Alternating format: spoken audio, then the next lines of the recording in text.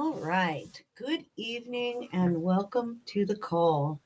I'm going to talk a little bit about making shifts that honor ourselves, our inner being, and our comfort in relation to being people pleasers. I talked a lot in these last workshops about how a majority of us are people pleasers and the reasons why we're people pleasers. It's a very social construct that we were taught from a very young age. Mainstream parenting very much encourages people pleasing. It shuts down our boundaries, allows us little room to have opinions and ideas. And in the long run, it leaves us second guessing ourselves and the choices and actions we may take in life. Um, and I covered that a little bit more in depth in the workshops. But to be specific, the because I told you so's and the don't back talks and a lot of things like that from mainstream parenting um, leads to people pleasing. And so, by that design, a majority of us are people pleasers. And when we go to honor ourselves, we feel a lot of nervous system tension that thing is wrong, that it's rude, that it's bad, that we shouldn't be doing that thing or making that decision or that choice. Um, and because of that, even making the smallest adjustments for ourselves is seriously one of the hardest things that we will ever do. Um, we get so trained to push past the things that are bothering us, to just suck it up and deal with it, whether it's something small like the lights are too bright, or which actually for some people is very far from small. It actually causes a lot of pain when the lights are stinging our eyes, right? um, but whether it's, something smaller like an environmental adjustment that we could easily manage, or something bigger like not extreme, I don't like that word, but like intense emotion or something like that, we were taught that this feeling that we had about wanting to do things that felt right to us made us bad, wrong, burdensome. And because of that, we actually have that nervous system tension. Our brain sends a signal to our nervous system that says, hey, you're getting into dangerous territory where you may be being rude or making somebody else uncomfortable if you adjust the volume or adjust the lights or say you don't want to go this place or any of those things. Um, and that's why I talk a lot about making small shifts for ourselves. Um, Small shifts for ourselves, such as adjusting the environmental things. Those environmental things, especially in our home environments, they're very easy to adjust. And when we do something like adjust the lights to the brightness that feels the most comfortable, not too bright, not too dim, or turn down volumes, or all of these different things that we could do in adjusting our environment, it sends amazing signals from our brain to our nervous system that, hey, we did a thing that was for us, that made us feel good, that made us comfortable, that released tension from our nervous system. And guess what? Nothing bad happened. And these small kinds of shifts are genuinely so strong in the bigger overall picture of how our nervous system responds when we go to manage something that's a little bit bigger, when we go to manage something that pertains to our values or to our security or to things that that we feel deeply disempowered around. um,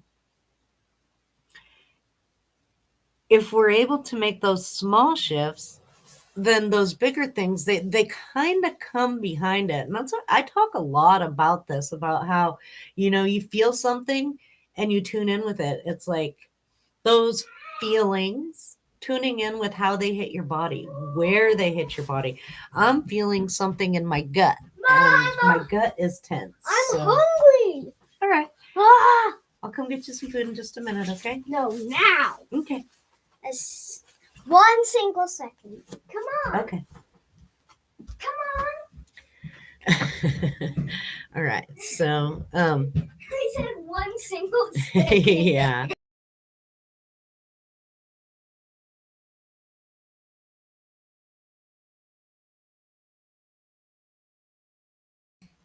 You don't have to cook anything.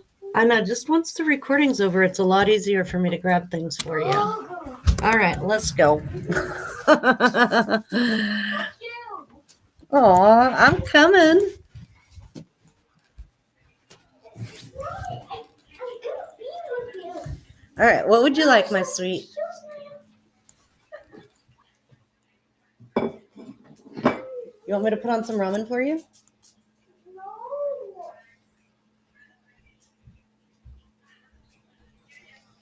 Getting to be close to bedtime around here.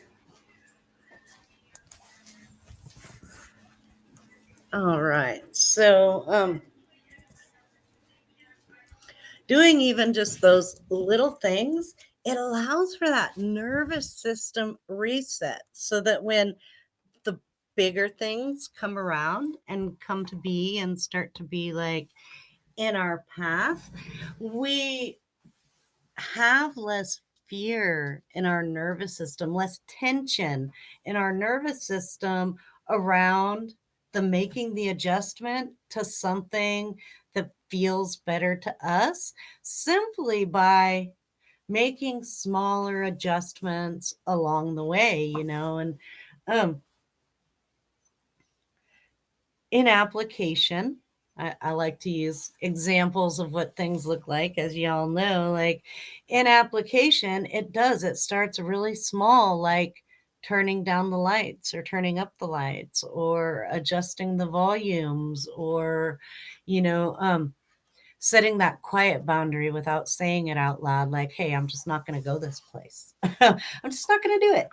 And little by little, as our nervous system readjusts and we get clearer on our values, some of those big shifts where, like, the things in your life that might not be feeling good to you or right to you, in my case, in my situation, um, it started making those small shifts for myself, and it led to making bigger decisions, like to leave my abusive relationship and change my life completely. It led to wanting to build an online business as opposed to, doing the day to day grind, and all of these different things that I was able to do simply because I started honoring myself, who I was, and making little teeny tiny shifts for me. And, like, I was in my relationship for very close to 14 years, and there was many of those years, probably like the whole second half of those 14 years, that I was like, really wanting to honor myself and leave that relationship. And I just didn't have. Well, I keep thinking of all of these different words and they seem a little bit shamey. I mean, I really wasn't ready yet. I didn't have the calm in my nervous system to make that be a decision that I was able to make. Because when I went towards that decision, like, I couldn't even decide to eat food or like, take care of myself or any of that without a lot of tension in my nervous system because I'd been programmed that way. And anything that had to do with me really felt like it was a bad thing. And a big portion of the reason why my nervous system didn't even feel like I could step out of this situation that I found myself in. And so, those little shifts created the room so that when I got towards something that was a lot bigger and a lot more uncomfortable, and there were a whole lot more things tying me to that, I was still able to leap forward and make the choice that was in alignment with myself and make that big life shift that I needed for myself at that juncture in my life. Now, of course, this is just an example because I love using examples, but not everybody is in an abusive relationship. And, maybe it's that job that you're in that you really don't love, or maybe it's the place you live, or it could be a lot of things. I mean, it could be a bazillion and one things in your life that don't feel exactly right or exactly comfortable to you, that like underneath the surface, they're all there, they're all simmering, they're part of your thought patterns and like your dreams, your hopes, your desires and things like that. But you get uncomfortable. You get that tension in your gut, that feeling that, like, oh my goodness, if I do this, the whole world is going to crumble. And so none of that stuff gets a chance to actualize. It just kind of stays in this space of being something I might do someday if I ever find my empowered inner voice, right? And there's no better time to start claiming our empowered inner voice than now.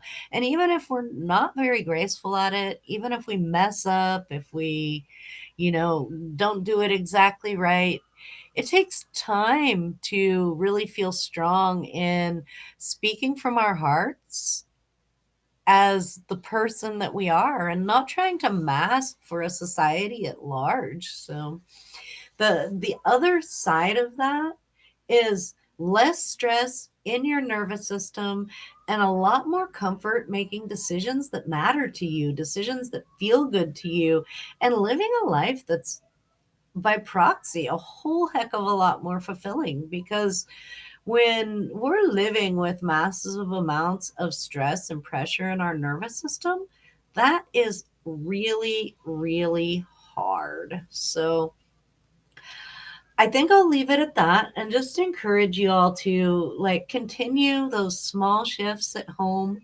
the teeny tiny little things that might make you feel better.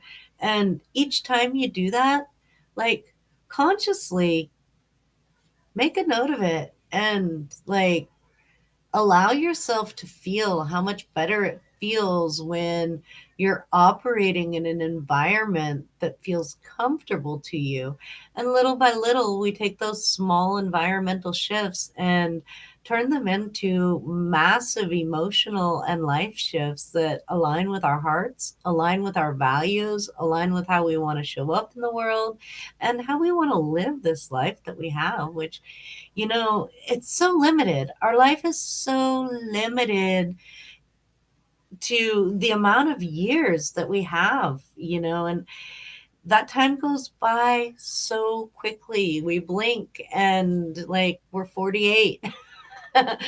So seizing each and every moment is like it's so important and vital for our own senses of well-beings. And when I say seizing the moments, I also don't mean like we always have to be going, because part of seizing the moment sometimes is relaxation. It's a really huge important piece, but I will go ahead and leave it at that and get to the sharing portion of the call. I appreciate you all.